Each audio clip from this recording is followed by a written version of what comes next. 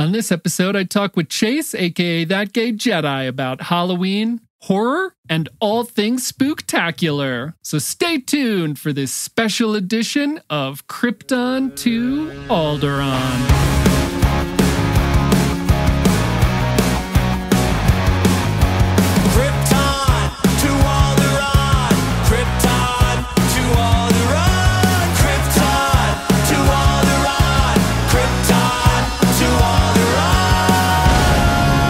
Welcome to Krypton to Alderaan, Chase. Thank you.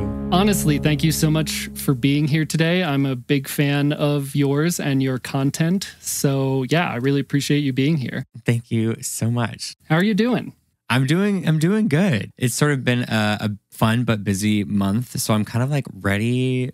I never thought I'd say this and I might regret it, but I'm kind of ready for October to be over. Like it's been a wonderful month. It's always like one of my favorite months, but I think her time is coming to an end and I'm ready to continue into winter and to sort of slow down. But overall, I'm good. And I'm so happy to be here. Thank you so much for having me on. And I'm a big Krypton to Alderaan fan. So, and I know you hear this all the time, but I sing the song all the time. I sing the theme song. It's always stuck in my head. And I think it's a wonderful mark of a great podcast when everyone says that. Like everyone I talk to about your show, like talks about the theme song and how it gets stuck in their head. So that's a wonderful thing. Awesome. Yeah. Royce, you got another earworm on your hands here. Congrats, pal. Do you think if Baze is listening, they just audibly gasped? Yeah, if they're eating anything or like, yeah, they probably just spit out their food. Yeah, absolutely. They'll probably have to pull me aside next time I see them and be like, hey, Chase, what was that about? Yeah, we'll have part 2 of that conversation on Fear Queers.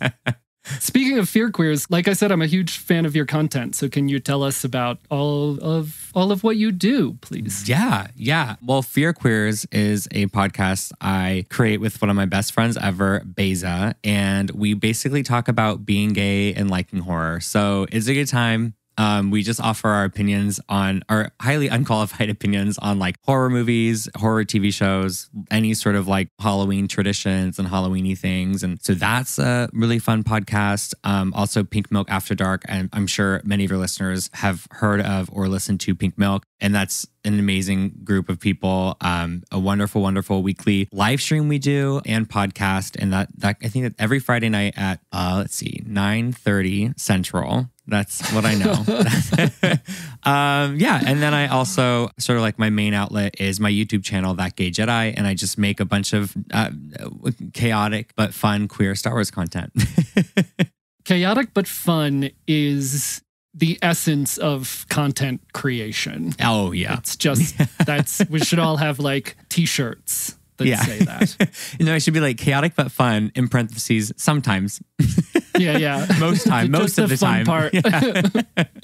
Most of the time it's fun. All the time it's chaotic. Yes, absolutely. Yeah, so I am excited today to talk to you about Halloween and horror stuff. Yes. Listeners, that's what we're going to get into. And I'm excited for you to be here. I'm also excited because I do not 100% do not have anyone else to talk about this stuff with. So thank you for talking to me. I am honored. Yes. Everyone else, they're just a bunch of babies. So, and because of you, I actually watched Insidious last night. It started at like 11 p.m. by myself. Why would you ever? And so, yeah, again, just a movie that like by the end I gave up. I was just like, if I walk around this house in the dark and something gets me, that's the end. That's it. Yeah. You have to submit. That movie is horrific, but in the best way. It's such a good movie. But the first time I saw it, I was pretty shook for like, maybe like, a couple nights. I was just like, I feel different in my home. Yeah, I feel different. Yes. But I got introduced to you on your YouTube channel. And then I think the first ever interaction we ever had, you had tweeted something asking people about like their Star Wars stuff that they loved, like physical objects. Oh, yeah. And I had sent a picture of my Ahsoka statue with Moray. And so good. Because I love that statue. I love that so figure badass. so much. Yeah. Please come back and talk about Star Wars with me. Oh my God. I would also love that. I would love to. I would be honored. As you alluded to, you're a fan of Halloween and horror, even though you're ready for it all to be over, which is what we're talking about today. So, first question, have you seen Lamb? No. Have you seen it? Absolutely not. Yeah. I haven't seen it yet. I know. I was just reading someone's I think someone was tweeting about it, but I haven't really seen much else about it outside of like a couple like tweets here and there. But it seems intense, but I will try to get to that soon, hopefully before the end of the month. Anyone listening, go look up the trailer for Lamb. Or don't. It's friggin' weird. Okay, one more thing before we really get into it. Can we just talk about Halloween Kills for a second? I know you just did all of this and you might be exhausted. No. Joey, I was hoping you were going to bring this up because I saw that you tweeted that you watched it. And I was hoping you bring this up. So let's get into it. What did you think? I felt very little afterwards. Yep, fair. I wasn't like, oh, that was really good, but I wasn't like, oh, that was terrible. I do agree with a lot of the stuff that you and Beza talked about. Go listen to their Fear Queers episode about Halloween Kills. One thing that really threw me for a loop that y'all brought up, how in the world could Jamie Lee Curtis bring the political aspect of Black Lives Matter into the movie and then have 3 black characters, 2 of which get brutally murdered very shortly after their introduction? Right. I just don't understand that. No, I don't understand it whatsoever. Like, yeah, I don't know. It's one of those things where, I think her sort of articulation about Black Lives Matter as a part of like their storytelling inspiration for Halloween Kills, like at best, it is still highly problematic. I think like in its most innocent form, which again is still problematic, I think it would probably, maybe she means that she's just, maybe she's just like awkwardly talking about something that she doesn't necessarily have the language for. And she's just talking about like general unrest. I don't know. Really, again, there's no way around it. It just is, it's just a very problematic take and an uncomfortable take, and also like a take that really hurt the film. It was a very glaring sort of issue I had with the film, like that I just can't look past. I said on Fear Queers, like if I could just cut out that middle section of the movie, I would in a heartbeat. And then also if I had a hand in casting, I would have casted things differently and casted things more diversely, Another thing too is like, I'm pretty sure there was like only black and white people in that movie. And like, there's 100%. A bunch of different kinds of people. And so it, and like you said, 2 of them who are also 2 of my favorite characters in the movie got the chop pretty early on. And like you said, in a pretty brutal way. They were great characters. Yeah. I have a similar sentiment about all the mob mentality nonsense. That was just exhausting. But I also think I think you had said offhandedly a couple minutes ago that you and Beza make like unqualified opinions. We're all here to create content and like critique stuff. And we all have that like critiquability as long as we don't get gatekeepy about it. Fair. Yeah, absolutely. But something that I love about some of these movies, about movies in general, is when the creators and director give you a chance to critically think about a thing and form your own roots to something like that. Right. Like a lot of headcanon stuff, but when you say it like that and then there's literally none of what you've described as a political action in the movie, it just completely takes, like you said, it didn't do anything for the movie and took away from the movie. Yeah, absolutely. So that was difficult to watch. The mob mentality stuff was exhausting. It was because it lasted like maybe 25 minutes, and I got what they were trying to do in the first 2 minutes. So the rest of the 23 minutes, I was literally just waiting for it to be over, or waiting for there to be some sort of payoff, which there wasn't. So, yeah. And that's another line of dialogue in the movie that I don't like it when I feel like a screenwriter or director thinks that the audience is dumb. And so after the mob forces the guy that came out of the asylum, I don't know what else to call it, with Michael, once they force him to commit suicide, the older cop who was like the security guard at the hospital or whatever says the line, "Now he's made us all monsters," or something, which is just, again, shoving it. We know, like, we saw it happen. You don't have to be like, by the way, in case you missed this, we're all monsters now. So that made me mad. Yes. And then, and another tiring thing, I don't mean to like... No, I love talking about this movie. Another exhausting thing for me was, like you and Beza talked about, the supernatural or unsupernaturalness of Michael. Yeah. This movie went out of its way again and again to be like, oh, is he more than just a man? Yeah. Like every time someone shoots at him with a gun, it misses or he blocks it until the very end. Right. So that got exhausting. Right. Like, we get it. Yeah. And then, listen, voiceovers are never good. No, never, ever. Yeah. That's maybe an exaggeration, but so, yeah, that's my take on the movie. There's also good stuff. Yeah. I don't know. Yeah, no, it was like one of those things where I think by the end of like my conversation with Beza about it, or just like having more time away from it, I'm like, you know, if you go into it expecting a very average Halloween movie in the sense of like the Halloween franchise, then it'll fit the bill. You know what I mean? Like it'll do what it needs to do. You watch Michael Myers kill a bunch of people and it's scary sometimes. But if you're looking for like sort of general character world building and development and like, you know, some like more heavy lifting from the franchise, which I feel they have promised in a way with the way that they market this trilogy, you know, you don't get that. So, you know, it's just funny. I think some people live for it and everyone else is like, you know, we're not getting what we want from it. But again, I think it'll wrap up nicely. I think it just got caught in that trap of being the second movie of a trilogy. I will say one thing I like about it as a content creator, I love having a creative outlet.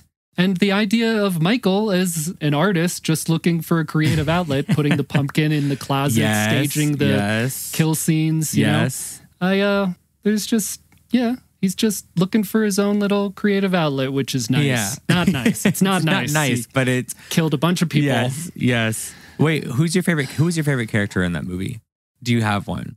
It was not Jamie Lee Curtis by like a long shot.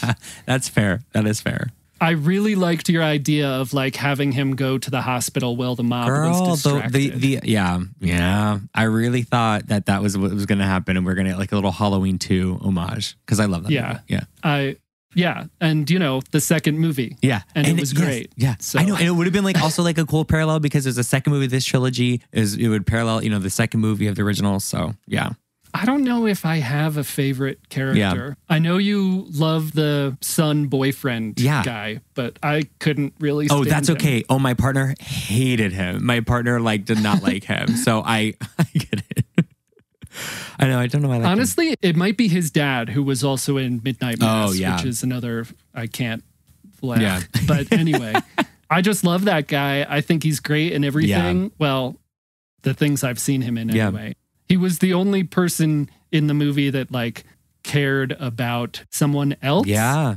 Maybe, I guess like maybe Jamie Lee Curtis cared about her daughter and her granddaughter, but like Jamie Lee Curtis's daughter let her granddaughter go hunting Michael and just like didn't go with her or anything. Yeah. He at least came to his senses when they pulled up outside the house. And that was a line of dialogue that was obvious, but I really appreciated. I think it was just, he was like, what an idiot, I brought my son. And that really solidified, like, he gets it. He knows that he did the wrong thing and all of that. Yeah. So I think he was my favorite. I agree. Character. Who was your favorite character? Did you say on Fear Quiz? No, I don't think I did. I mean, I guess I would say the granddaughter is my favorite. Like, not because I think she's like the best character, but just like I kind of got her vibe. I could relate to her the most. Like, I don't relate to Jamie Lee's daughter because she has like been living in this place of resistance with her mom for her whole life. And you'd think that at this point in their relationship, she'd understand like, oh, my mom's just obsessed with killing this guy and I'm going to try to make that happen. You know what I mean? I don't know. Like, it was just like, how many times are you going to try to stop your mom when she's clearly not going to stop? You know what I mean? So, and I think that my distaste for her daughter is why I have like a proclivity towards like her granddaughter, because I felt like she was just like, you know what, screw it. Like we're going to go for it and kind of like do what we can to help stop all of it. So I kind of like admired the chutzpah, I guess, of her. Admired the chutzpah. Love it. She also gets the first real shot. Yeah. Oh my God. With Michael. She stabs him with that knife. It's pretty good. And I like what you said about the guy that's in Midnight Mass. I do not know names that well, but yeah, I felt like he was the only person in the movie that was like really playing within the world that was set up. Like, I feel like he got like an extra couple pages of like dramaturgy or like just a couple extra pages of script, and he just knew more information and applied himself to the world he was acting in. Because I just felt like he kind of got it in a way that other characters didn't get it. And from an acting side. Yeah. If that makes sense. Yes, agreed. Did you watch Midnight Mass? No, not yet. I have not watched it yet. He does exactly the same thing in Midnight Mass as you've just described. He is incredible in that show, and the way he just is that character is so much better than anybody else in either one of these. I love that. I need to like look him up on IMDb and just kind of like go on a little deep dive with him because he really is awesome. Yeah. So that's our take on Halloween Kills. Good night, everybody. Can you tell us, you talked about this again in Fear Queers. Everybody go listen to Fear Queers. It's a great show and it's very funny and Chase and Beza are great. But can you go over again your history and connection to horror? Yeah, I watched a lot of like horror TV mostly growing up. I didn't really get into movies till later, but like I watched a lot of paranormal like ghost investigation shows. That's like what I was raised on. So I will always be biased towards those and to Zach Bagans forever, my problematic king. And then it wasn't until high school that I sort of got more into horror movies because like it was just like the thing to do. And we were just a bunch of theater kids in high school wanting to scream and eat food and watch movies. And my first movie was The Strangers, which I'm sure you've seen. We are going to talk about that a little bit later. Great. I've seen it last week because of you, because you recommended it. Yeah. Oh my God. Well, okay. Well, I hope that recommendation stood up because I haven't seen it in quite a few years, but I'm excited to get into that. But yeah. And then like more as an adult, I kind of found my niche in horror more, you know, I became more well versed in horror as a genre. And then like I found my niche being like more cult horror is like more my vibe. I love any cult horror I'm usually like very much into and keen on and will usually always watch if someone has a recommendation. Yeah. How about you? How did you get into horror? I have been thinking about this a lot lately. Honestly, something that I've talked about before that I'm really interested in, especially with Krypton to Alderaan, is sort of tracing back the why of stuff. And so early on, we asked the question how we got into Star Wars, and I really didn't have an answer to that. And I've been thinking about how I get into horror and why I like it so much, because no one else around me, as I've said, no one else around me likes it. And the extra answer, so I've been thinking like maybe in a very, I don't know if unhealthy is the right word, way, but that there was something about feeling home in that. And like the feeling of being scared was so natural, I guess, second nature to me. So yeah, I've been thinking a lot about the question lately. And I think that might be why. And so from that, moving forward, I've just watched a lot of horror and enjoyed it and sort of critiqued it. And yeah, I guess that's it. Yeah. Sorry for bringing you on, and then this is the first time we meet, and I've laid all that on you. No, I appreciate, you know, I mean, the vulnerability, and also it's an interesting conversation to have. I think that a lot of people that have been through certain traumas or certain like horrors in their own lives, I think find a lot of comfort in horror movies. So I get what you're saying for sure. Something I'd love to discuss that you and Beza have talked about is the connection between queerness and horror. You know, something that I, as a straight guy, have never considered before, really, until very recently and until you two started talking about it. Yeah. Well, you know, I will say, I think Beza will have, I'm excited for Beza to come on too, because they're very articulate about this sort of thing and they're so good at like explaining it. But I guess my own take on it would be, first of all, kind of just like hopping off what you said, sort of like for a lot of queer people, like there are a lot of horrors that we, you know, have had to deal with throughout history and also like present day. So I think that there is sort of like a release in horror, and there's a relatability and maybe even sort of like an escape in the sense of, one, you get to sort of let go of being scared of anything in your real life because you can just be scared of what's on the screen. And then on top of it, in some franchises, in some movies, you get to watch like let's say like a final girl kick ass. Do you know what I mean? You get to see like a badass woman just kick ass and live to tell the tale by the end of the movie. Which, you know, I think for anyone who has felt like the underdog at any point in their life is going to resonate with the final girl sort of trope. And then I also think throughout history, it's also been, you know, queer people have been made to be specifically like through, I think, the 50s and 60s, people were made to fear queers. They were made to like be scared of queer people and queerness as a concept and everything that comes with, you know, falls under the LGBTQ umbrella. So I think that there's a little bit of maybe like a sadistic embracing in some ways, but also like a very justified and in a lot of ways healthy embracing of, you know, if you're going to call us monsters, then we're going to be monsters. There's a little bit of room for like reclamation in there, obviously with exceptions, and there's nuance to that. But I think that that's also part of the reason why I think horror and queerness go so well together. And then on top of that, like you have a lot of obvious sort of aesthetics and like production choices and like just some of the campiest media lives in the horror genre. And as camp was and continues to be like something that queer people lead, I think that there is a lot of just relatability and satisfaction in watching just a campy horror movie. And that, I mean, that's again sort of like speaking mostly from personal experience on that, just because I'm a cult horror fan and most of cult horror movies are pretty campy. So I guess that's what I would say about that. Yeah. Sure.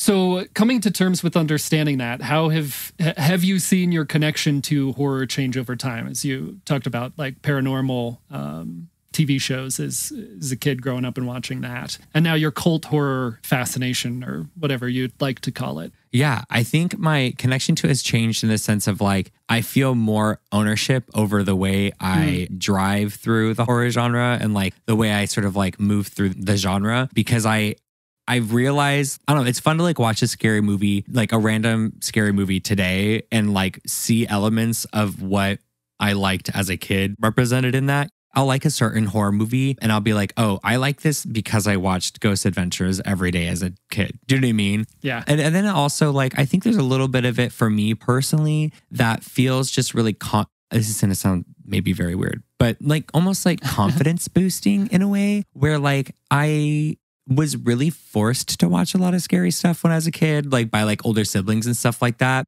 And I was just kind of like forced to watch it. And I was very much a scaredy cat. And also I think it's very important to normalize being a horror fan and also a scaredy cat. Like you can be both, you know, but I think over time it's been fun because I've grown. I guess like when I reflect on who I was as a kid, it's like, obviously I was a kid, but also everyone is still always a kid. And so it's cool to know that like I have come far and don't get as scared as easily or get scared differently and know how to manage that, I guess. I don't know. I think that's just like a kind of a cool aspect to it. Like I went to Universal Studios Horror Nights a couple weeks ago in LA and it was like, it was my fourth time going and I love it. But going through those like horrific mazes is so fun. And then like by the end of the night at those kinds of events, I always leave being like, I did that. You know what I mean? Like that was fun. And I also did that. I am the final girl. You know what I mean? So I think there's also a little bit of like confidence play, if you can call it that, in horror for me personally.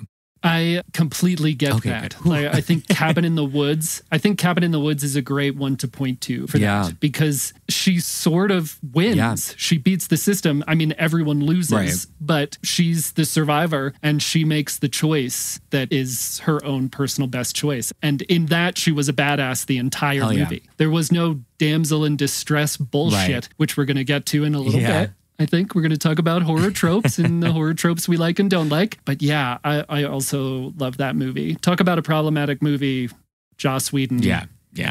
And all that stuff.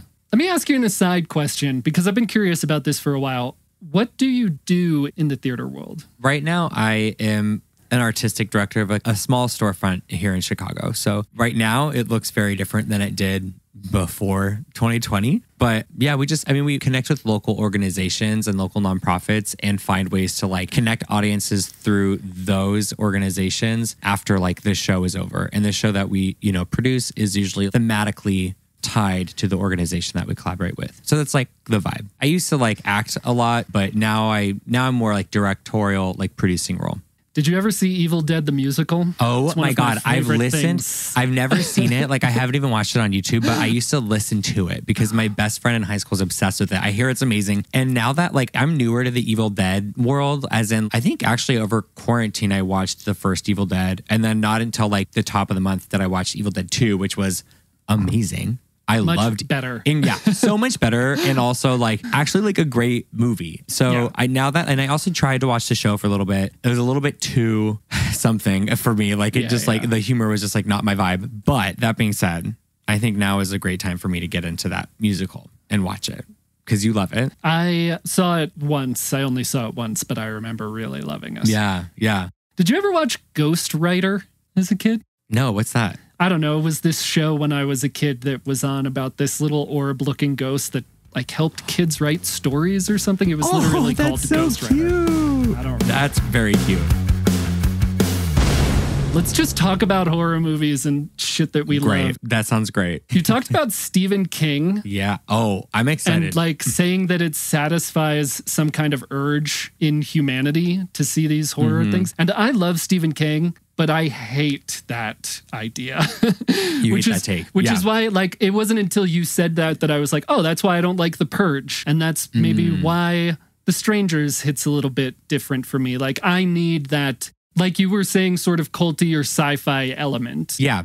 First of all, I don't like gore or horror. Like, I don't like torture, P-word. Like, I don't like any of that. I don't like that stuff. That is very uncomfortable to watch, and I don't like it. And also a qualm I have with the new Halloween trilogy. But anyway, I do think that there is... Okay, you might have to remind me. I can't remember if I already said this on Fear Quiz or I'm saying it on the episode coming out on Saturday.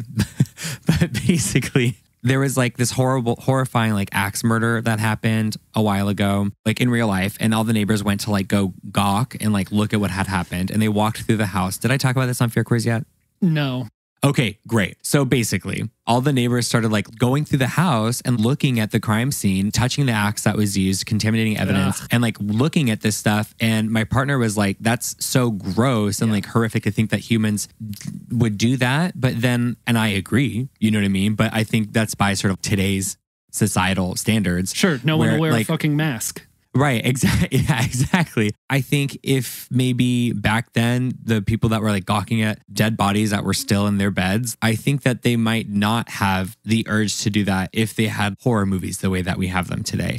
Because I do think that it does release some sort of animalistic thing. But again, I also get that like not everyone would agree with that, but I just think it's an interesting conversation to have. And I do think that like humans are more animal. I think we're more animal than we like to think because we just intellectualize everything. And we're like, oh no, like we're not animals. And I'm like, well, you know, we are. I could talk a lot about it, but yeah, I do think that there's at least some truth to that where horror does exist to sort of like release something within ourselves that needs to be kept at bay.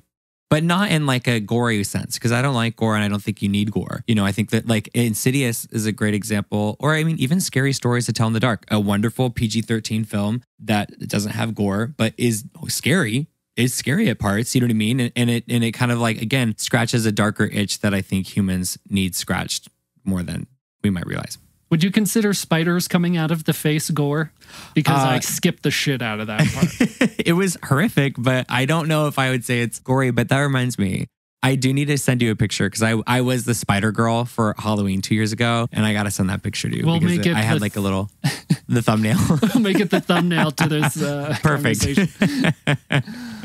It's really interesting hearing that take from Stephen King, because I think that touches on something very personal for him. Like it might not be true for everyone. Maybe some essence of it is like you were saying, but it's 100% true for Stephen King. Yeah. Yeah. I think he saw so much of himself in the characters he wrote. Most notably and importantly, Jack Torrance, when he wrote that. You know, they're writers, they're alcoholics, they have this monster. They became this monster and until he quit drinking and I think got hit by a van and then quit. Anyway, so I think that's very true for him. And so it was really interesting that that's like his take on that. I love The Shining, not that movie. Yeah. Okay. Sorry, go ahead. That's all I was going to say. The book is incredible. The book, like I said, on Krypton to Alderaan, book is one of my favorite books. And when you can, like I said before, when something's not being shoved down your throat, when an idea isn't being shoved down your throat, but you have the opportunity to read it and think critically about it, there's just, you get so much more out of it. And if you take The Shining, the book, that way, it's horrifying. It's a terrifying book. Right. But it's also very much his life at that point. Whether he knew it or not, it came out on the pages. And yeah, I think it's incredible on so many levels. Yeah, I've been dying to talk to you about this because my introduction to like the Shining universe, I guess now that there's the Doctor Sleep film is out and everything like that, So I mean, I had seen Stephen King movies. I was a big fan of Pet Sematary. And I'm trying to think like if I was like a fan of any other, I mean, I'd seen more Stephen King. It, of course. I love it. Yeah. So basically I hadn't seen anything about The Shining, right? And the first thing I ever saw was Dr. Sleep. I hadn't seen The Shining, but I knew like, you know, I had known what it was about. I just had never watched it. And so I knew going into the Dr. Sleep, I knew the rules of the world more or less that were presented through the just like word of mouth, right? And I loved that movie. And I think you said you hated that movie. I never said anything bad about it. I didn't say anything at all because I didn't want to say anything bad. Right, but that speaks volumes. And I'm curious like cuz I mean I really do want to know your opinion on that because I think I really just liked the movie because, you know, it hit some type of way and I liked a lot of what was happening. I also love Ewan McGregor and like I forgot who plays the Hat, Rose the Hat. They're in Dune. Rebecca Ferguson. Yeah, and I love her and I just like I don't know, I just loved the story that was being told to the point that I went and bought the books, which I haven't read yet.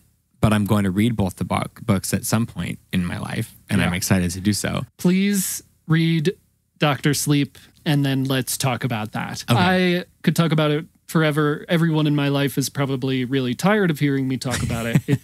Honestly, I think it's my favorite book. But what disconnects me from the movie, I think the first act or the first act and a half of the movie are really good, and it's really, really well cast. Like, I love the cast. But there's something incredible. There's many incredible elements of the book that there's elements of The Shining that hit extremely hard emotionally. And there's elements of Dr. Sleep, almost the entire book. I don't think I could turn a page in that book without getting emotional. It is incredible. And the idea that Danny Torrance grew up and he became an alcoholic, right? You see that in the movie, and he couldn't escape the demons of his father. Right. And the way Ewan McGregor plays that in the movie is done very well. The elements of the book that I don't want to spoil it for you because I really want you to read the book, but the book gets very different. There's a very strong connection between Danny and Abra that is not expressed in the movie, but that makes the book what it is. And I don't understand why you would remove that when it's the critical element. Yeah. I would say there's two critical elements. One, I don't want to give away because I don't want to spoil it for you. Two is Danny and Abra's connection. Okay. Yeah. Okay. And I just don't get why you would honestly, like I said, the first act or act and a half follows the book pretty well. They make some corrections based on the way the movie The Shining went. Like Dick Halloran is a ghost, whereas in the book, he survives. Right. But they have the same interactions, him and Danny. So I don't know why you'd veer so off for act 2.5 and 3. Well, that makes me, first of all, it kind of makes sense, and not to forgive it, but it kind of makes sense. Like the book is always better than the movie. I feel like we can all agree that books are usually always better than the movies. And it makes me, I think, more excited to read the book hearing that, because now I know that, like, you know, I like the movie and I can't wait to like explore and get more as an audience member, but for the book and kind of dig deeper into what else there is to dig deeper. I don't even think I know half of what there is to dig deeper in, but I'm excited to like read the book now and get more that I don't even know I'm missing from the movie. Yeah, you can get so much out of it. And another thing I love is you track Stephen King's journey. When he wrote The Shining, he was in a much different place than when he wrote Dr. Sleep 6 years ago or whenever it came, whenever he wrote it. And I think it's in the prologue, or maybe it's in an interview he did before the book came out, where he would be on road trips and he'd be thinking about Danny Torrance, or someone would ask him, a fan would ask him, hey, whatever happened to Danny Torrance? And there's something something about that to me, that idea that character, like how it was on his mind, how he grew up. And again, for me personally, I grew up with something in The Shining, the book, where you see that he's maybe two different people. And I had a very strong connection to Danny because of that. And then seeing Danny grow up and seeing me grow up, where I understand that that's an avenue when we meet Danny in the beginning, that's an avenue that I could have gone down. But that's just part of my connection to Danny. But the book, there's so much more depth. there's just so much more meaning in the book than they were able to articulate in the movie. And sometimes movie versions do that, but I really think they had a lot of chances in the movie to express that, and they did not. They did for whatever reason. Yeah. And it's a track record with Stephen King stuff, right? He kind of gives away the intellectual property, and then it doesn't always turn out right. I think the only exceptions I have are Dreamcatcher, which I think the ending of Dreamcatcher is much, much better than the ending of the book. And the new It. Oh, yeah. So yeah, that's my take on that. Amazing. Well, I need to get reading because I am feeling very inspired to read Dr. Sleep. Do you think I should read The Shining first? I think you got to, because there's, again, critical differences between the movie The Shining and the book that just matter so much in Dr. Sleep, especially at one particular point. So I guess I do have a friend that I talk to this stuff about. She is a fan of The Shining and Dr. Sleep. And last time I read Dr. Sleep, I texted her and I was like, I can't turn a page without getting emotional at this book. Oh, so yeah. That everyone read it. It's so good. Yeah. Don't. Something that really bothers me, just as a little aside, I've been trying to find a physical copy of Dr. Sleep. I only have an electronic copy, but now every physical copy has, they used to put stickers on books when a movie version was coming out. Now they just make it part of the sleeve, which really bothers me. Yes. I don't want that. It drives me nuts. Yes. No. Yeah. So that's that. You want that original cover. Yeah. Those go for expensive online, don't they? Yeah. I was lucky enough to just find a hardcover of The Shining in a secondhand bookstore here, which you really have to snatch up because there's like none of them anywhere. Let's talk about horror genres. Let's talk about our favorite horror genres. Okay. You said cult horror, you don't like gore. We're on the same page so far. Yes. Foreign horror versus US horror, cult horror. What else is there? B movies, stuff like that. What do we like? Yeah. Camp. Yeah. I think I like, well, I can tell you what I don't like. I don't like psychological thrillers are sometimes too much for my brain. Like I just cannot do that. Do you have an example? Okay, like Midsummer is kind of an example. But it's like not that, but it is that. I guess I don't love horror about like really intense trauma, which is a lot of horror. Do you know what I mean? But I think I prefer it more like subliminal, I guess, like trauma being a little bit less explicit in horror. Does that make sense? It does. So maybe more like a physical versus an emotional or mental terror. Yes. Very that. What about Get Out? Okay, this is my dirtiest secret. I've never seen Get Out. I've never seen Get Out, which is awful. I've seen Us and like I love Us, but I haven't seen Get Out. And it's literally my issue. I have a problem with it. I have like, as in like, I am problematic for not seeing it.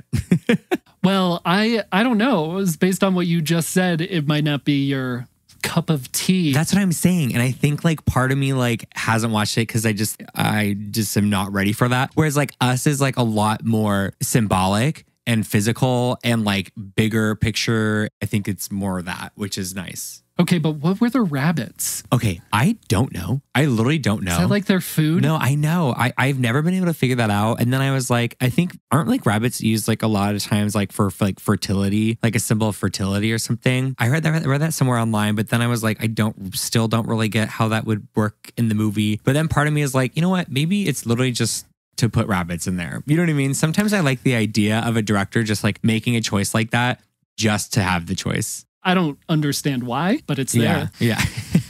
I saw it. Yeah. So yeah, not psychological thriller. Yeah. I like slashers, but I don't like, gore. So that's always like a fine line. I like, trying to think of like other genres and subgenres. Obviously paranormal stuff I love. I love like demon stuff. Yes. Can we talk a little bit about Paranormal Activity? I don't know if this conversation's going all over the place. Everyone stick with us. Can we talk about Paranormal Activity? How do you feel about that? I mean, like, I think it was like great for the time. I think it was like a really cool thing that was very different, inspired a lot of like newer horror movies, but I don't necessarily personally view it as like a classic myself. Sure. It's classic in like historical context for the genre of horror, but it's not exactly like a rewatch for me. And I think it really like contemporized jump scares and like recontextualized them for like a lot of what they are today. I don't know. What do you think about Paranormal Activity? I remember really liking them. I think I said this on our Halloween Spooktacular episode. That's the kind of horror that I love most, where it's the suspense of that. Like there is a supernatural element, but there's the suspense with the found footage and the like home security cameras panning. Nothing ever fucking happens in those movies. Right. But they're still terrifying as shit. Yeah. Like just that, to me, that found footage aspect of it. So I don't really enjoy all of them, but I think the first three I enjoyed. Is the second one like the flashback where the two women from the first one are little girls or something? I think so. Yeah. I haven't seen the third one though, so maybe I need to watch that one this week. Let's talk about cult. What like cult movies or cult classics do you like besides Evil Dead? Well, I just watched Night of the Creeps and it's an instant classic for me. Like I literally just watched that this week. Have you seen it? I don't think so. It is fun. It is very fun. It's sort of like, it's okay. Actually, wait, do you like really like over the top campy horror? I do. I really, really like that kind of thing. And I love like old horror movies and old B horror movies. Okay, Joey, this movie is your movie because it is sci-fi and horror and camp and B movie. It is, I swear you have to watch, you gotta watch it. And it's freaky, but it's not scary. And like all the gore that is there is like super practical and super like saturated and stylized in a way. None of it is like gross. Do you know what I mean? It's just cool and fun. I feel like very self-aware. So I love that movie, Night of the Creeps. Okay, let me write it down. Yes. That's good audio content. Oh yeah, absolutely. I did actually write it down though. I'm trying to think. A couple weeks ago, I watched Trick or Treat from 1986, which I've talked about a lot, but that one's super fun. I've kind of gotten more recently into like cult horror. And so I have like a lot of other movies that I'm like trying to watch this week. I've still never seen Fright Night, which I think is crazy that has gotten away from me. So I'm excited to watch Fright Night. And then Ghost Watch. Have you heard of Ghost Watch? No. Okay, so it was there's this movie, like this special that premiered on Halloween night on the BBC. They used real BBC anchors, news anchors, in this mockumentary about this paranormal investigation team that's going to investigate a house, like just some local like home. And they premiered it on Halloween night, but some people were tuning in late and missed the first title scene that said that this is a movie and it's scripted and there's special effects and it's fake. And so like the story goes is that when it premiered, a lot of people were like horrified watching this in their homes because they were like on Halloween night watching the news because again, they cast real news anchors. And so everyone was like losing their minds at home on Halloween night watching this. And they kept calling in like to the news station, just like asking for more information or like reporting their own sort of stuff. Yeah. So it was like, I like love the story of that. And I am definitely watching that this weekend. So it's very Orson Welles' War of the Worlds. Yes. Right? Everyone freaked out. Yes. They tuned in late. Yes, exactly. Yeah. And then my partner just watched a movie called Stage Fright, which is, I don't know if you've seen it. Nope. It's about this like actor who got really bad reviews and then he like decided to, murder every critic who gave him like a bad review. And then I think he was a Shakespearean actor. So, I mean, I haven't seen it, but I really want to watch it. And it's like, apparently like all the deaths are very like Shakespearean and these like other like ghosts from the theater like help him kill these critics like in really weird creative ways. Like, so that sounds incredible. How about like Night of the Living Dead? I haven't seen that in so long, but I loved it. What are your favorite cult horrors? Great question. I know I said besides Evil Dead, but Evil Dead's a big one, right? Incredible. That's like the first one I think of. Should we do some on-air Googling? I'm all about on-air Googling. Okay. You know, I've never seen Jennifer's Body. Sorry, Beza. Oh, Beza. Beza like definitely just did a spit take. List. Yeah. Jennifer's Body is incredible. I always forget that kind of is counted as cult horror at this point. It's wonderful. Amazing. Oh, Halloween 3 is on this list, which I love. So fun. Critters, I should have said this when you asked me how I got into horror, but Critters is the first horror movie I ever remember watching as a little kid and then like having nightmares forever afterwards. So Critters is on their list and my list. Killer Clowns from Outer Space I remember watching and never watching again. Blah, blah, blah. The Crow. Oh, yeah. Cult favorite, The Crow. And then a movie that's going to come up later, I think, in maybe the little game we're going to play at the end. Yeah. The Thing. Oh. So that's definitely on my list. A little bit gory. Let's talk about horror tropes. All right. I'm ready. There's so many that I can't stand. So let's talk about ones we love and ones maybe we love a little bit less. Right. I'm going to go first because there's one big one for me that I don't want to come out the wrong way, because sex is a very taboo conversation in our society for some reason. And I don't want this to be that, but some aspect of like the sex trope in horror has always made me felt very icky. Going like back to Dracula and old vampire movies where like sex and seduction was part of their whole thing. Oh yeah. And so I don't like that at all in horror. And, you know, it goes from those old movies to something like It Follows, which a few years ago, like everyone loved, right? And I just couldn't feel the same way about it. Yeah. That's one of my least favorite horror tropes. That's one of your least favorite? Yeah, I agree. I mean, I think just like generally, I feel like so much of any sort of sex trope in horror is so like whoever's watching the movie is interpreting obviously everything. Sure. But I feel like specifically with sex, it's like it can mean so many different things to so many different people. And it can also be like very triggering or not triggering for other people. But my take on it is that more sex positivity in horror would be great. You know what I mean? That overall, I think as a blanket statement, that would be a cool thing to see. And also, I don't even want to say progressive, just a more like relatable and also a more of a sign of the times type of thing. If people like incorporated more like sex positivity into horror. That's 100% the way I should have approached that. Like sex positivity, whereas in something like It Follows, it's used as a weapon, you know, which she just wants to be rid of the entity that's attached itself to her or whatever. And so like it's always been weaponized and used in my mind in a very icky way. Like, again, I agree. Dracula vampire stuff where it's like a seduction, and I don't mean to keep saying icky, but this is a Halloween episode. But icky. Yeah. And I don't want to like make that lesser. It's very problematic, I think. So yeah, more sex positivity in stuff like that. Let's see. What are some horror tropes that you like, that like are staples of the horror genre that you need? People will definitely disagree, but I love the like horror trope of bad things happening on Halloween night. Sure. That is like one of my favorite things in the world. It's so good. It's what makes Halloween fun for me. Like an element of danger where like nothing probably will happen on a Halloween night, but also like things can happen on Halloween night. Like I love that. Obviously I love Final Girls. This is like, obviously, it's very easy to do this trope and like be a lazy writer with it. But when it's done right, I think using like an expert where like people go to like an expert to get information or to get like more like muscle in their team. Having an expert in a horror movie to me, I think is like a fun trope. I love mirrors. I love anytime if someone steps into the room and there's like mirrors and you don't know like where the bad guy is, or there's like a million of the bad guys because of the mirrors. Like I love that. That's fun. That's very fun. I loved that in It Part 2. Yes. Where so good. Billy is trying to go through the mirror maze to save the kid, and he just keeps bumping into mirrors. Like it might go on for a little bit too long how many times he bumps into a mirror, but those are my faves, I think. Fave tropes. Yeah. I also really love everything you just said. I also love The Expert. It was one of my favorite things about Insidious and any James Wan movie. Like he brings these people in. Yes.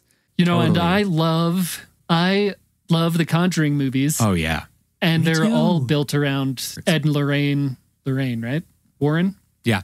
Yep. I love that they're in that, but I think that you can research no matter like what you believe in terms of paranormal stuff, that the real Ed and Lorraine Warren took advantage of people, and that was sort of their bread and butter. Yeah. So, and then I think he hired Lorraine as a consultant on those movies, which is kind of he weird. did. Yeah. Well, maybe a problematic element if they really were the people taking advantage of other people. Right. But anyway, I really like that expert stuff, and it all started with The Exorcist, right? Oh yeah. Where does that rank on your horror movie list? Well, I will say like it's not.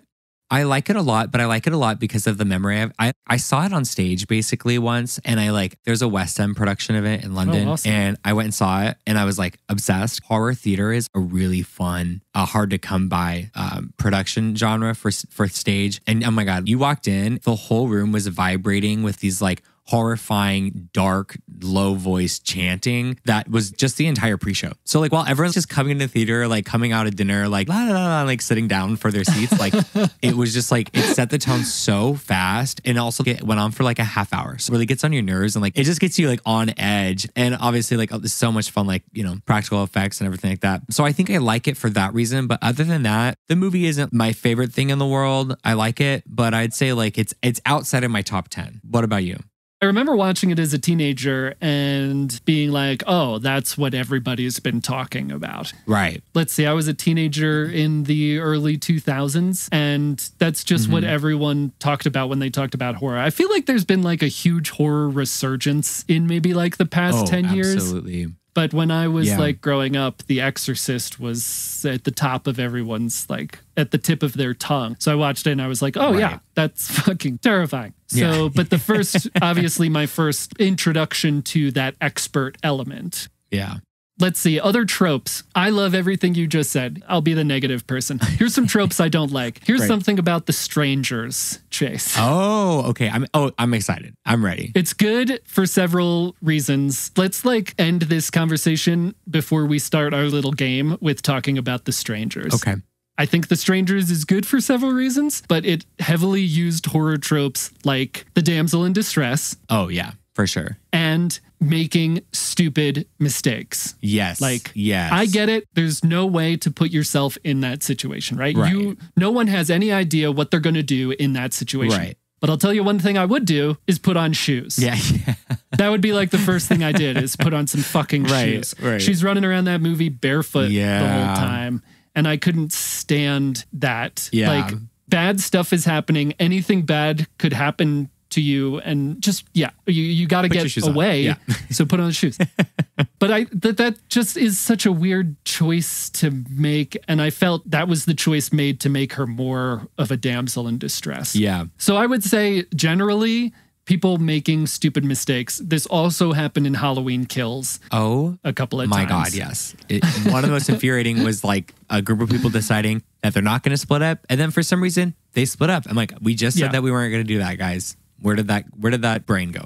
Something amazing, the way they handle that in Cabin in the Woods is the group is like, we need to stick together. There's no way we're splitting up. Right. And then the team behind the scenes is like, turn the gas on. Split them up. And they turn the gas on and it makes them change their mind. So good. So good. I think that's great. And also stop grabbing knives. You don't like that. I don't. It's like so close quarters. Like literally find anything else you can use. For sure. Or like a very long, if you have a sword, by all means, grab that knife.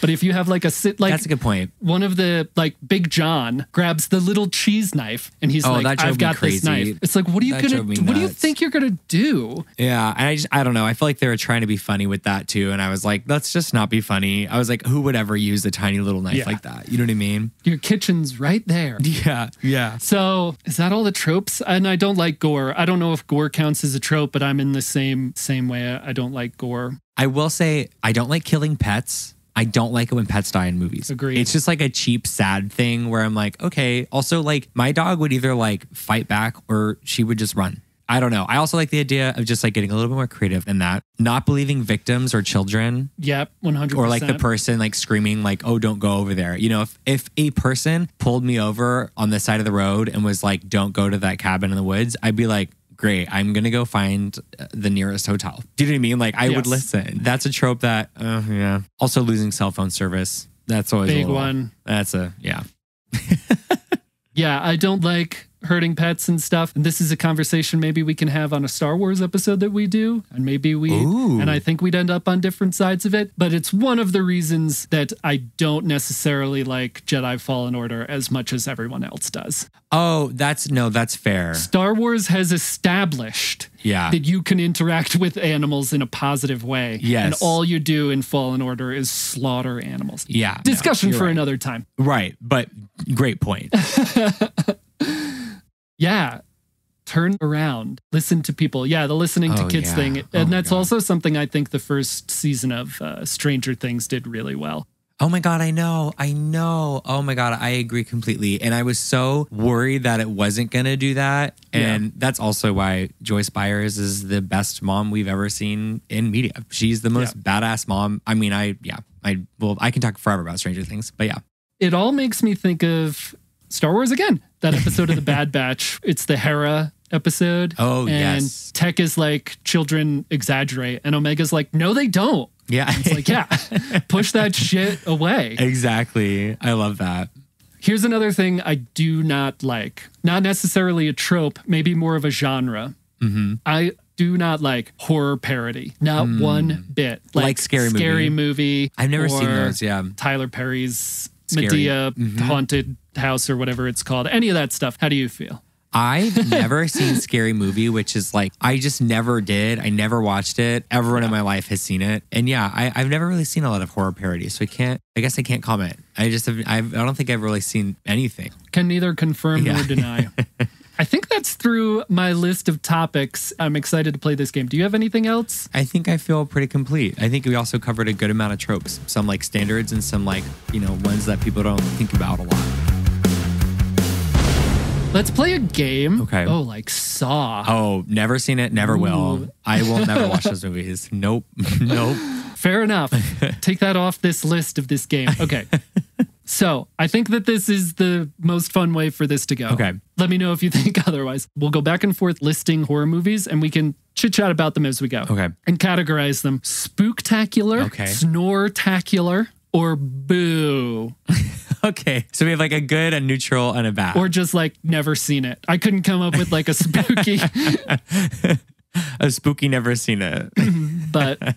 Okay. That sounds great. That sounds fun. Yeah, I'm ready. Great. The Strangers. Okay, The Strangers. I will say Spooktacular because it was my first one. It's just like such an emotional memory. Like I gotta know my roots. So I'm gonna say Spooktacular. What about you? Very fair. I would say also just over the line of Spooktacular. Listen, it is scary. I find it scary. Again, I'm not big on that like horror based in reality. And that's very real, very home invasion-y. The bad guys are very real people. Yeah. Oh yeah. Yep. But there's the elements of like the damsel in distress. She is what did you call it? She is a final girl, right? She makes it. But the entire time she's doing that Liv Tyler like whisper. Yeah.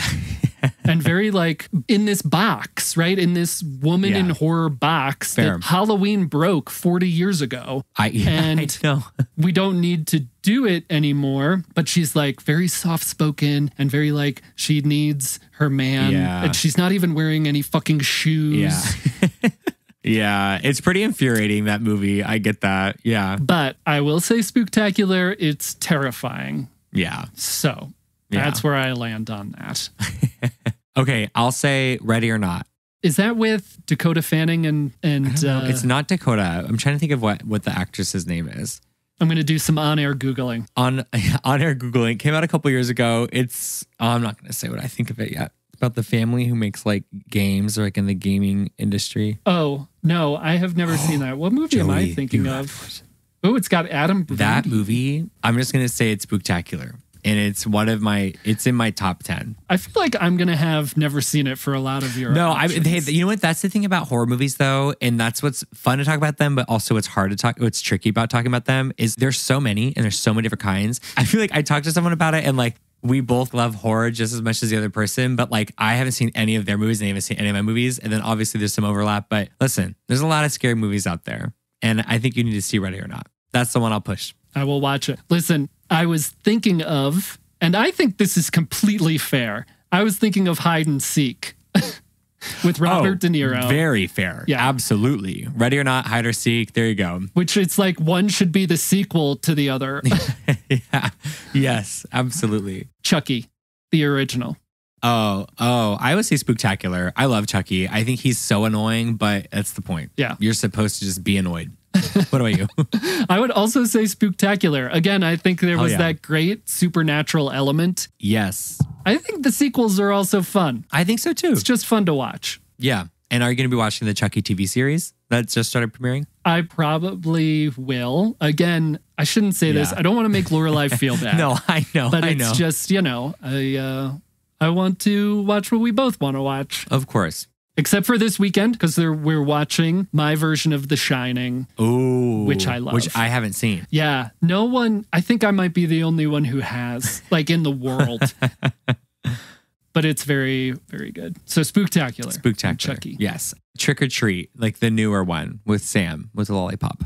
Is that the little cute? You know what? Chase never seen it. Okay. I'm sorry, listeners. This is just who I am. Okay, let me replace it with Crimson Peak, Guillermo del Toro, Tom Hiddleston. Oh, I did see Crimson Peak a little bit after it came out, which was only a couple of years ago, right? No, I think it came out. I thought it came out like 2015. 2015. Yes. Okay, great. Yep. What happens to time? Nothing. I mean, everything and nothing. Jeremy Bearimy. Jeremy Bearimy. I don't know if I'd say Spooktacular. That might be a Snortacular. That's fair. That's fair. I can see why it would be for a lot of people. Absolutely. What do you think? I think it's Spooktacular, but I'm completely biased because it's Jessica Chastain and Tom Hiddleston and I mean, I love them both. I know. And it's like, to me, it's like the perfect blend of Haunting of Bly Manor and Sweeney Todd. It's weird and taboo, but like campy and romantic and just uncomfortable in the best way and wonderful talent on screen. Yeah. Can we talk about Bly Manor for a sec? Yeah, sure. We could rate it. I'd say... I don't know if I'd say Spooktacular. It seems to deserve its own category, but I did not appreciate it for what it was when it came out. And it took me a little while to really get behind what he was making with that show. I agree. I had a very similar experience where like when I got to the end of it, I was like pretty mad. I was just kind of like, why the hell would certain things happen and why wouldn't certain things happen? And then like a couple of weeks after, I watched with my partner and we would talk about it and we were like, okay, well like, we kind of get it, you know, now that we like know what it is on its own and can kind of have some critical distance from it. It's good. I would recommend it, but I will say for me, it's probably like right on the border of Spooktacular. Something that I didn't appreciate that Mike Flanagan did when he did it in Bly Manor that I later appreciated is making it a love story at the end. Yeah. And they shove that down your throat a little bit, even Right. with the dialogue. Right. But I like the way that end panned out, but then I think he's doing it too much now. Like, I would agree. He's done the same thing a couple of times. Yeah. We get it. You want to tell a love story. Yeah. I am very similarly feeling on Mikey F. What about The Witch? I don't think I haven't seen it. I haven't seen it. What's her name that's in that? Anya Taylor-Joy. Oh, yes. I don't. Wait, when did that come out? It came out 2015 also, I think. Yeah, 2015. Let's see. No, okay. I have not seen it. I'm looking at a picture. I know what I'm seeing, but I haven't seen it. You should watch it. What about you? You like it? Extremely Spooktacular, I would say. We'll add a new category. Okay, love that. I'm writing that down. I will be watching that. It feels like very culty also. Yeah. So there's lots of that I like. Love that. Bram Stoker's Dracula. Like the 1992. With Keanu Reeves. And Winona Ryder. And yeah. It's very, I remember it. Is it very campy? Or is that just like the Dracula story? Oh, yeah. No, it's totally stylized. And there's like puppet work and like crazy lighting and very campy, like over the top melodrama. Camptacular. Camptacular. Again, it has that like seductive trope that I don't like. The taking advantage. That's the way I should have expressed it. Like that taking advantage. Right. That I don't really like. So I would say boo. I think that would be my first boo. Okay. Fair. Totally fair. What about you? For me, it's a Spooktacular. But I mean, I get what you're saying, and especially in Dracula stories, like consent exactly isn't ever on the table in those types of stories. And that is highly problematic. But I love watching that movie and feeling like I'm watching like a filmed stage play. Oh yeah. It's so theatrical and it's so, like I said, melodramatic. It just feels like an old horror movie. It feels very classic, and like you can tell the sets are sets, you can tell the costumes are costumes, you can tell the actors are actors, and I love that. I love that. Awesome. Maybe I'll give it another watch. We'll continue on the Dracula train. This one wasn't on my list. Dracula 2000. Never saw it. Who was in that? Oh, who the fuck knows? Oh, no. I'm more on-air Googling. Gerard Butler. So boo automatically. That's a boo for me. He's never I don't been even in need to anything see. good. Christopher Plummer. We're just going to go with boo. Okay. Next. Yeah, I'm going to go with boo. Thank you. Next. How about A Quiet Place Part 2? Did you see it? I did. Okay, what would you say? I really liked it. I don't know, it's not necessarily spooktacular, but I really enjoyed it. And I know you and Beza, I actually just thought about it listening to your Halloween Kills episode, because I think it's that episode that you talk about casting partners or wives in stuff that you make. Yes. Mike Flanagan. How do you feel about it? You know, how do I feel about the movie, or how do I feel about that idea of casting partners? Let's do both. Well, listen, casting your partners is a fantasy, and I love the vision, but sometimes your partner lacks the vision and it just doesn't work. And we have to be able to have those conversations. But that being said, I don't think that A Quiet Place movies fall into that trap. I mean, Emily Blunt is so incredibly talented and just amazing. And I like John Krasinski as a director, but I will say Quiet Place Part 2 for me was a little bit Snortacular. I appreciate it. I love the first one. And maybe this is just because I don't have children, but the way I would not fight to stick around. So the whole time I'm like, y'all are really, I mean, the will to live is very strong, is all I'll say. Yeah. And I don't necessarily, if I was in those positions where everyone is dead and I have to like be super quiet and worry about my kids dying, I think I don't know. Yeah, I agree. There's also a lot of that movie. There's a lot of that world that doesn't make sense. As far as like the threat and stuff. Right. So that's where it got kind of Snortacular for me. But it's still like good. Like, and it was worth watching, and I'm glad I watched it. Snortacular, but watch it anyway. The Thing, 1951, and The Thing, 1982. I hate John Carpenter's The Thing. I hate to tell you this. I haven't seen either of them. I'm so sorry. It's like the most boring thing I could say in response. I've said that a lot. But no, I've never seen. I've seen clips, but I can't say that I've seen, the whole thing. The thing. Oh, the whole thing. Yeah, as much as I say like I don't like gore, there's something about John Carpenter's The Thing that I don't know, I like a lot. Hits. Kurt Russell. Yeah, I love. Is great. Unless he's a problematic figure and then I hate him. I don't know. But The Thing 1951, I think, is something maybe not a lot of people know about, but it really, for some reason, holds this classic idea in my mind. I love that. And it's just like a monster in the house kind of vibe. Yeah. I would probably honestly watch the 1951 one first. Great. I think it's fun. And like I think it was a pretty new idea at the time. It's got some of the same elements where they find this thing frozen in the ice, which you've never seen John Carpenter's thing, so you have no idea what I'm talking about. I'm like, oh yeah, Captain America? Sure, yeah. Yeah, it's called Marvel's What If. Amazing. I'll say 2014's Ouija, Origin of Evil. Wow. Do you remember that one? I do. I think it's spooktacular. I think so too. Because it's got that really hardcore supernatural element to it, I think. Yeah. What do you like about that movie? I just found it... Okay, you know what? Here's what I liked about it. I liked that throughout watching the movie, I thought it was going to fall into about 12 different tropes and be very predictable, and yet it wasn't. And I like that about the movie. I think that's like one of my things I loved about it most. I love it not only when something doesn't fall into tropes that I don't like, but also when I'm predicting something will happen and then it doesn't happen in like a much better way. I feel like Only Murders in the Building did that a lot for me. And movies like Ouija did a lot of the same thing. What about The Cabinet of Dr. Caligari, which is like, I think, the most classic one that everyone talks about, but from a theater perspective and sets and practical effects and stuff. I haven't seen the whole thing. I know this is awful. This is bad. But I was just reading about, it's so funny you bring it up because I was reading about it yesterday, literally. And I was like, I need to watch that this year because it does look so fun and theatrical and just kind of out there. And the sets look so fun and the makeup. So I haven't seen it, but do you like it? Would you recommend it? I would recommend it to you because of the theatrical aspect and the sets. Like, it's so cool to watch, and stuff like that where the set pieces are so eerie really, really connects, really gets to me. I love that. Yes. So just like watching it and having a sense of dread, like seeing the pieces of it have a sense of dread, I think really. I love that. Yeah, I think I'm gonna watch that soon. How about The Possession? Remember about the Dybbuk box? Ooh, never seen it. Oh, okay. It's with what's his name? I will say I don't know if you'd love it, so I'll just say that. But I remember liking it. I think I would say Spooktacular.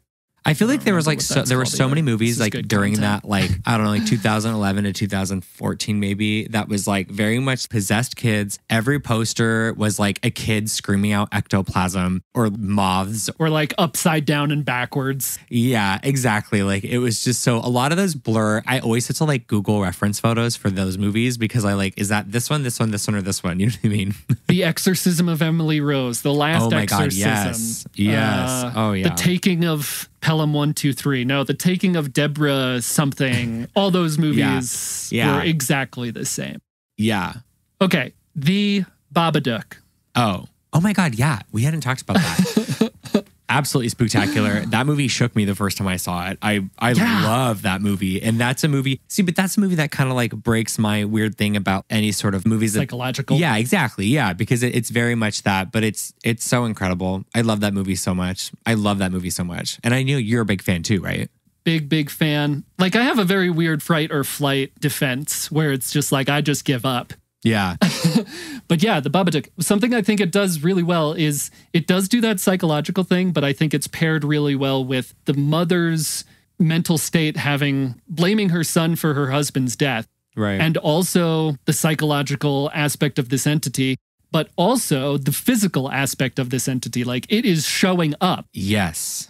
And so like the combination of those three things, I think, is what makes it so appealing. Maybe to even someone who doesn't like psychological thrillers, because they fit together so well. Yeah, I think so. And they're all dialed in perfectly and like perfectly balanced. Like nothing's like louder than the other. I just feel like they're used in like harmony, like the physical manifestations, like the psychological side of it, the emotional side of it.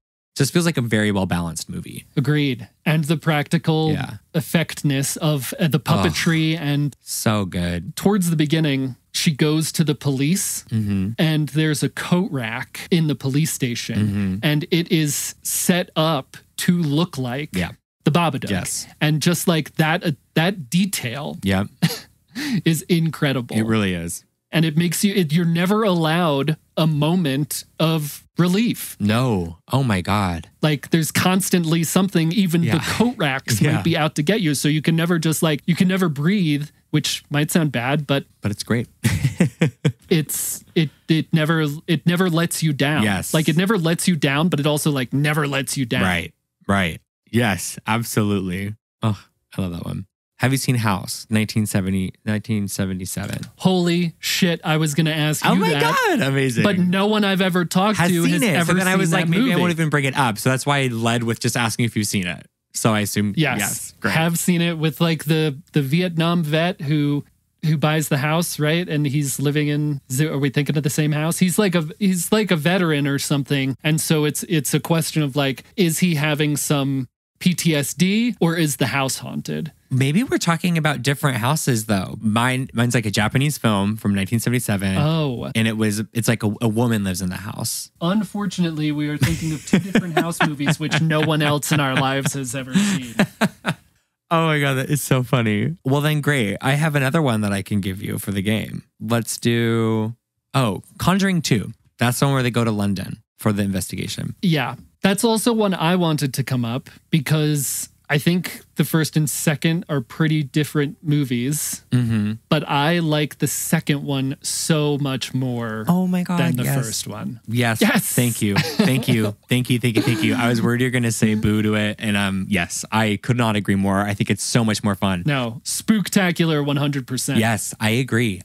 And something about it just I think is a lot more satisfying. I don't know. I'm more satisfied watching the second one than the first.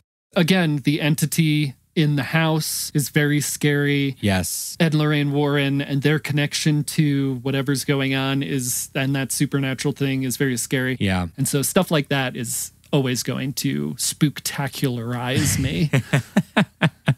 I agree. Also, I have had that happen to me. I don't know if you believe in ghosts or not, but I have had that happen to me. And I tell the story on Saturday's episode of Fear Queers. So I'm excited for you to hear that. Awesome. Yes. I am also excited to hear that. Look, I'm putting this in the chat. So what is this? We had two different house movies that we were talking about. Named House. Yes. That neither of us had I've seen this logo.